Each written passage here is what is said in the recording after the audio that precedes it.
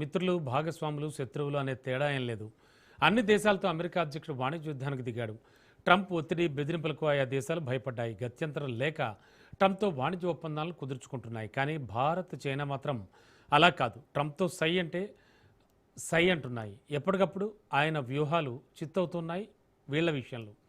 ఇక ఓవరాల్గా చూస్తే కనుక ట్రంప్ తాజా వ్యూహం చైనాకు సంబంధించి ఎలాంటి పరిణామాలకు దారితీస్తుంది, చైనా వైపు నుంచి ఆలోచిస్తే కనుక ఏం జరగబోతోంది, ఇవన్నీ కూడా చర్చిద్దాం. మనతో పాటు వాళ్ళ చర్చలో పాల్గొనడానికి, అలాగే విశ్లేషణ అందించడానికి సీనియర్ అనలిస్ట్ కోటేశ్వరరావు సార్ ఉన్నారు. సార్ గుడ్ ఈవినింగ్ అండి. Good evening sir. ఓవరాల్గా అంటే ఫస్ట్ చెప్పడం, ఆ తర్వాత బెదిరించడం, లేదంటే ఈ టారిఫ్లు విధించడం, అంటే ఇదే కంటిన్యూ చేస్తూ వస్తున్న ట్రంప్ చాలా వరకు చూసాం. గతంలో కూడా మనం చాలా మాట్లాడుకున్నాం. ఇప్పుడున్నటువంటి పరిస్థితుల్లో చైనాకు సంబంధించి ఏం మాట్లాడుకోవచ్చు సార్? 2018 నుంచి అంటే ట్రంప్ మొదటిసారి అధికారానికి వచ్చినప్పుడు చైనా మీద వాణిజ్య యుద్ధం ప్రారంభించాడు. ఇది 8వ సంవత్సరం నడుస్తూ ఉంది. ట్రంప్ దిగిపోయిన తర్వాత జో బైడెన్ అధికారానికి వచ్చాడు. జో బైడెన్ కూడా కొనసాగించాడు. మళ్ళీ ట్రంప్ అంతకంటే ఎక్కువగా ఇప్పుడు చైనా మీద రకరకాల ఆంక్షలు, చిప్స్ దగ్గర నుంచి అనేక ఆంక్షలు పెడుతున్నాడు. అయినా కానీ చైనాని ఒక్క అంగుళం కూడా కదిలించలేకపోయింది అమెరికా అనేటువంటిది ఒక వాస్తవం. అందుకని చైనాకు ఉన్నటువంటి బలం చైనాకు ఉన్నది, దానికి ఉండేటువంటి బలహీనతలు దానికి ఉన్నాయి. అదేవిధంగా అమెరికాకు ఉండేటువంటి బలం అమెరికాకు ఉంది, దాని బలహీనతలు కూడా ఏమిటనేటువంటిది మనం ఇటీవల కాలంలో చూసాం.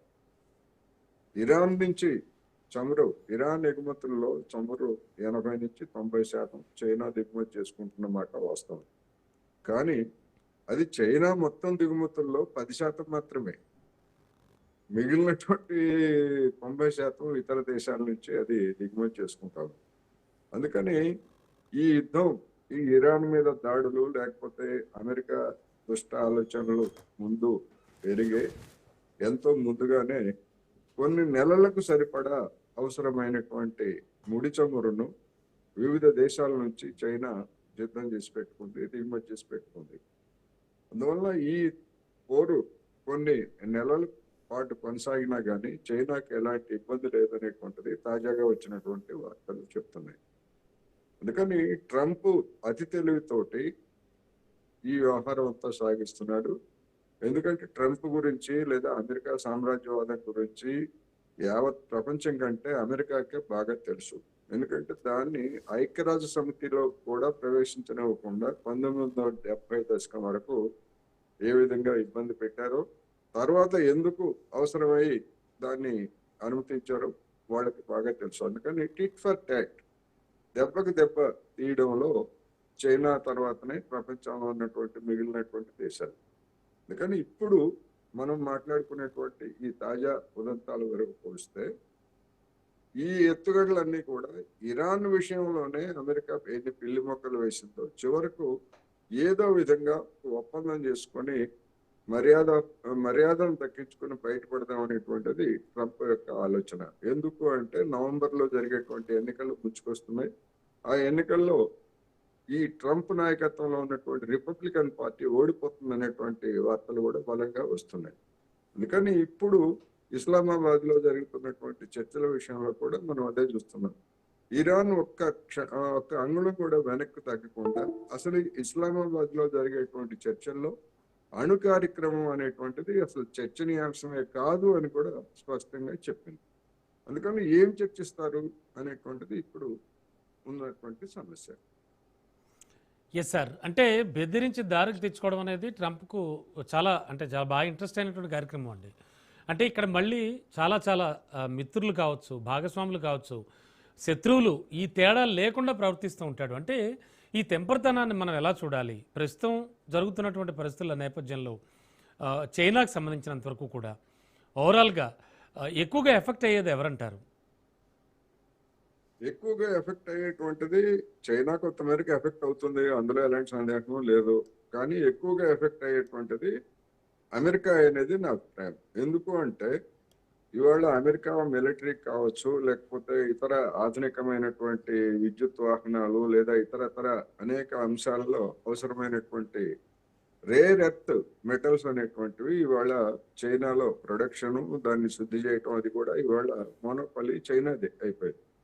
అందుకని చైనా నుంచి ఏమాత్రం విడుదల కాకపోయినా కానీ ఇవాళ అమెరికాలో ఉన్నటువంటి ఆటోమొబైల్ రంగం, అదేవిధంగా ఆయుధాలు, ఇవన్నీ కూడా తాత్కాలికంగా ఉత్పత్తిని నిలిపివేయాల్సిందే తప్ప అవి ఉత్పత్తి చేసుకున్న దేనికి పనికిరానివిగానే ఉంటాయనేది వస్తున్నటువంటి వార్తలు. అందుకని చైనాకు ఉండేటువంటి బలం చైనాకు ఉంది, అమెరికాకు ఉండేటువంటి బలం అమెరికాకు ఉంది. మొత్తంగా చూసినప్పుడు ఎవరు వెనక్కి తగ్గుతున్నారంటే అమెరికానే వెనక్కి తగ్గాల్సి వస్తుంది.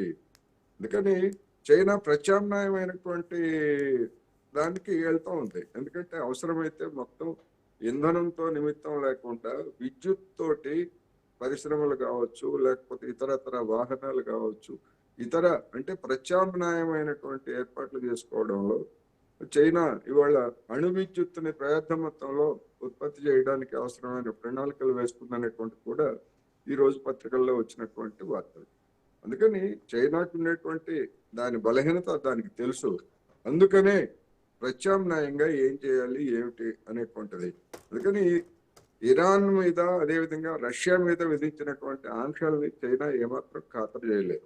ఇవాళ ఉన్నటువంటి అంతర్జాతీయ రాజకీయ పరిస్థితుల్లో అమెరికా అనేటువంటిది ఒక విధంగా ఒంటరి పాటు అయిందనేది ఇరాన్ అనుకొని చెప్తాం.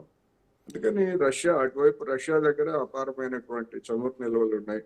ఆ చమురు నిల్వలన్నింటినీ కూడా చైనా కొనుగోలు చేయడానికి ఆ రెండు దేశాల మధ్య